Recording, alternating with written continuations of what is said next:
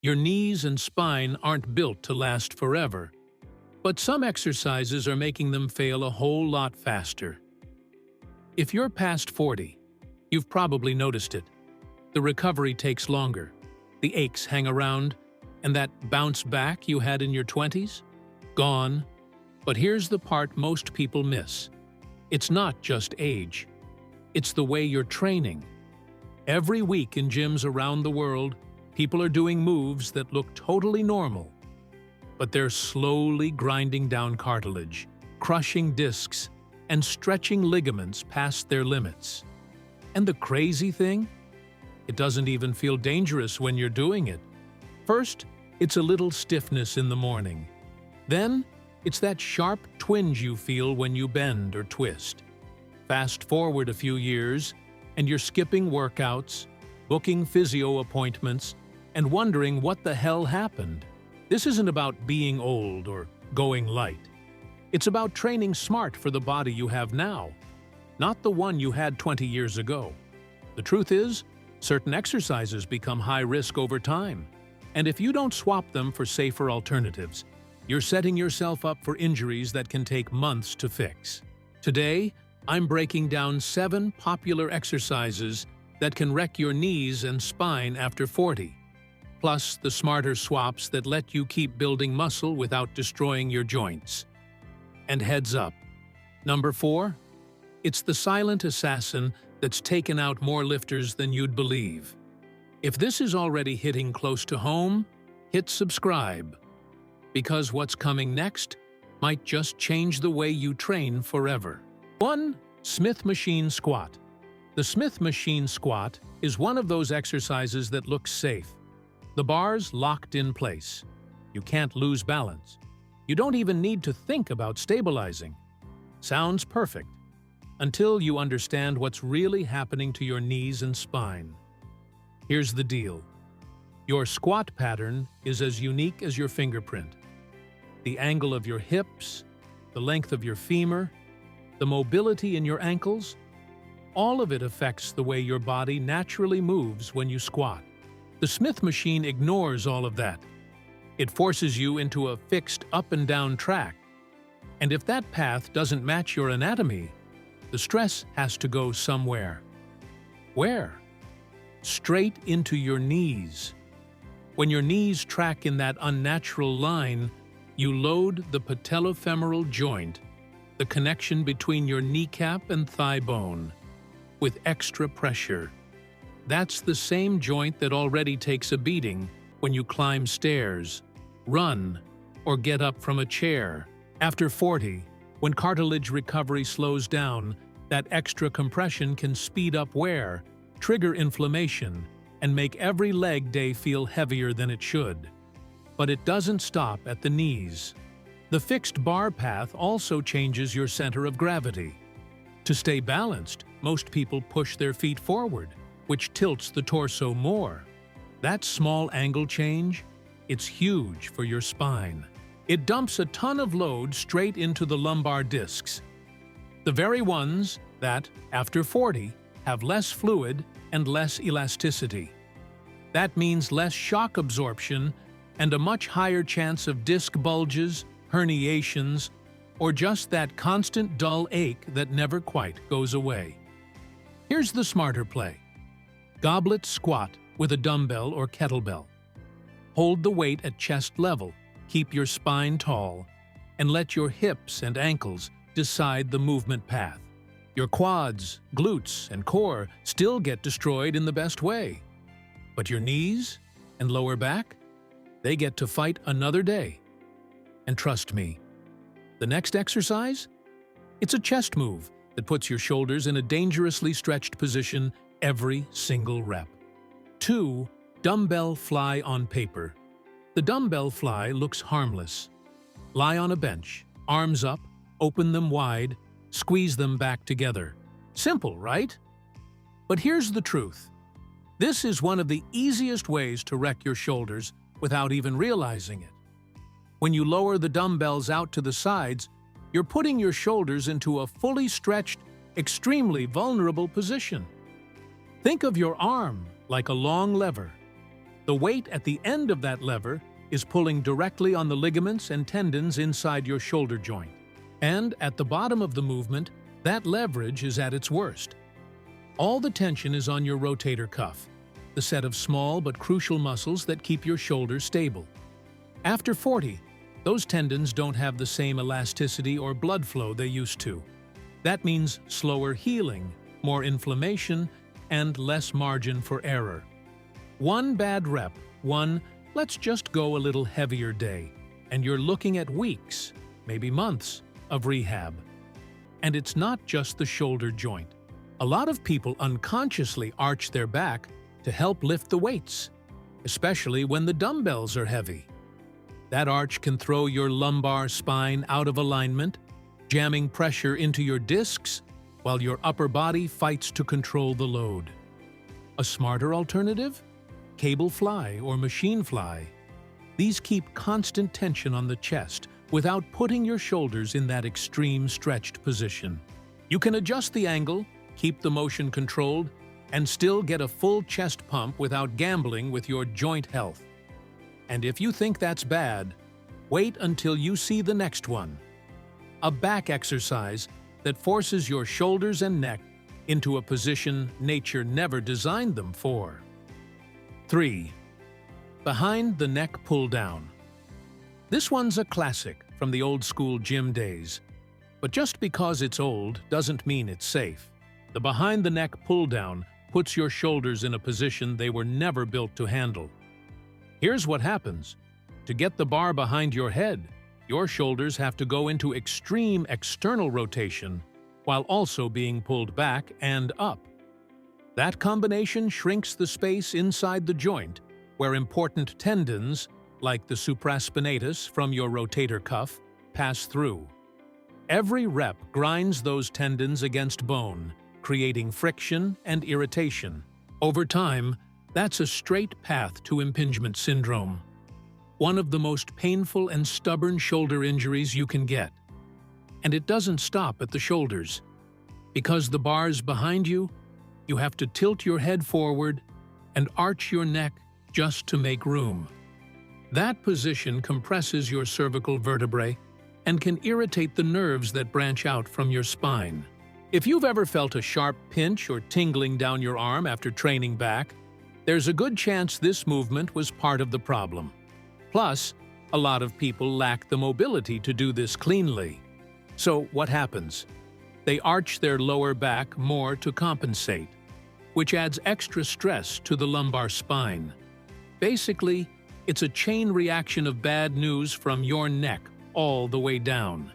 A safer, more effective option: front pull down. Pull the bar to your upper chest. Keep your elbows in line with your torso and let your shoulder blades move naturally. You'll still hit your lats, traps, and rhomboids, just without wrecking your joints. And the next exercise? It's a safe-looking machine move that's actually a knee and spine stress test in disguise. 4. Leg press. The leg press is one of the most popular machines in the gym. You sit back, load the plates, and just push. No balance needed. No barbell to control. Sounds safe, right? Not exactly. Here's the catch. When you lower the sled too far, your knees come right up toward your chest. In that deep position, the pressure on your patellofemoral joint, the meeting point between kneecap and thigh bone, skyrockets. That's cartilage under heavy compression, and over time, that's how you end up with grinding knees and inflammation that makes even climbing stairs a chore. And it gets worse when you lock out your knees at the top. That transfers the load off your quads and straight into your ligaments and tendons, structures that naturally lose elasticity after 40. One bad lockout with a heavy load, and you could be looking at a torn meniscus or worse. The danger doesn't stop at the knees. When you lower too much, your lower back often lifts slightly off the seat. That small movement changes your lumbar curve and can pinch the discs between your vertebrae. Repeat that with heavy weight. and you're stacking up micro-injuries that turn into chronic back pain. A better choice? Hack squat.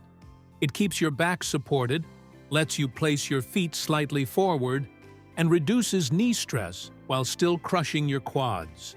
You control the depth without forcing your spine into dangerous positions. But the next exercise? It's a shoulder press variation that's been quietly wrecking joints for decades. 5. Behind the neck barbell press. This lift was a staple in old-school bodybuilding. You sit or stand, drop the bar behind your head, press it back up. Looks impressive, feels strong, but it's a shoulder disaster waiting to happen. Here's why.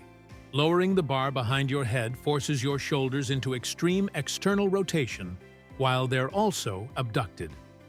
That combination compresses the subacromial space, the narrow gap where your rotator cuff tendons pass. Every rep grinds those tendons, slowly wearing them down until you end up with inflammation, pain, and possibly a tear.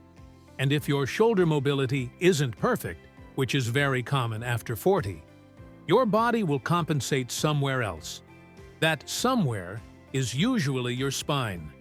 You'll arch your back more, sticking your chest out to get the bar lower, which overloads both your lumbar and cervical vertebrae. On top of that, the neck position is brutal. To get the bar behind your head, you have to tilt your chin forward, then extend your neck back as you press. A double hit to the cervical discs that can trigger nerve irritation or headaches. The safer move? Front dumbbell press. Dumbbells let each arm move independently, so your shoulders can follow their natural path. You can control the angle, avoid extreme rotation, and still build overhead strength without gambling with your joint health. And the next one?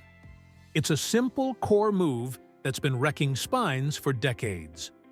6. Traditional abdominal crunch. The traditional crunch is one of the most common ab exercises on the planet. Lie on your back, hands behind your head, curl up, lower down, repeat. It looks harmless, but for your spine, it's far from friendly. Here's why. Every time you curl your torso up, you're compressing the discs in your lower back unevenly. The front of the disc squeezes, the back of the disc gets pushed out, and over time, that constant pressure can cause bulges or even herniations. After 40, when your discs naturally lose some hydration, that risk shoots way up. Then, there's the neck. Most people pull on their head with their hands without realizing it, cranking their cervical spine forward. That adds strain to the small vertebrae in your neck and can trigger headaches or nerve irritation. And here's the kicker. Crunches mainly work the rectus abdominis, your six-pack muscle, but they do very little for the deep core muscles that actually protect your spine. So you're risking your back without even building the stability you think you are.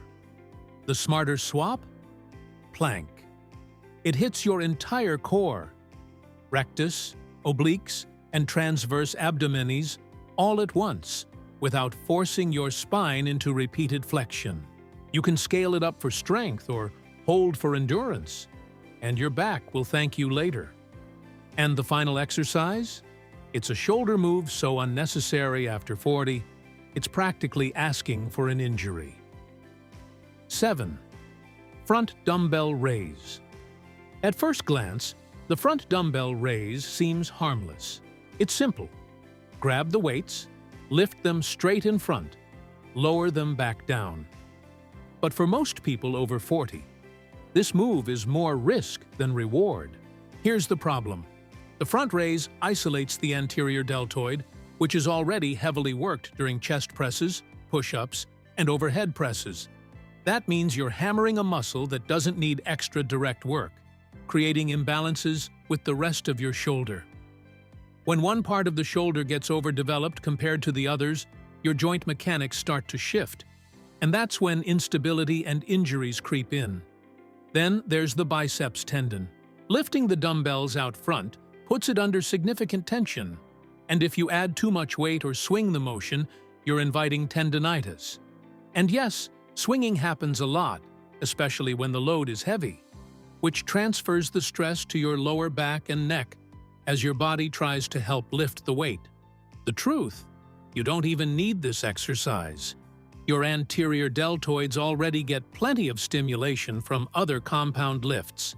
Skip the front raises, and you'll free up energy for movements that actually build balanced, healthy shoulders. And remember, knowing which exercises to avoid is just as important as knowing which ones to push. The goal isn't to train less, it's to train smarter so you can keep going for decades. So here's the bottom line.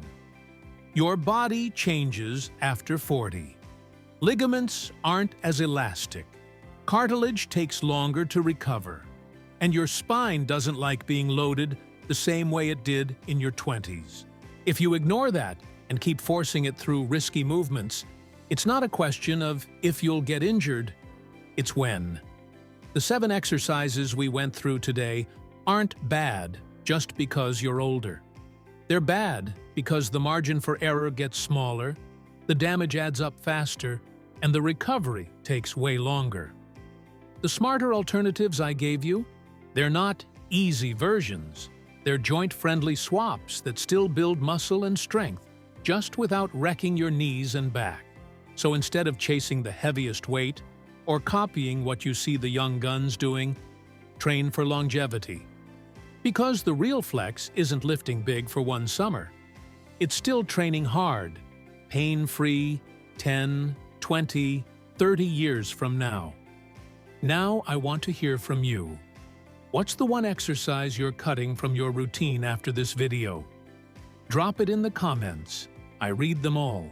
If this video gave you at least one aha moment, drop a like, hit subscribe, and let's keep building this together.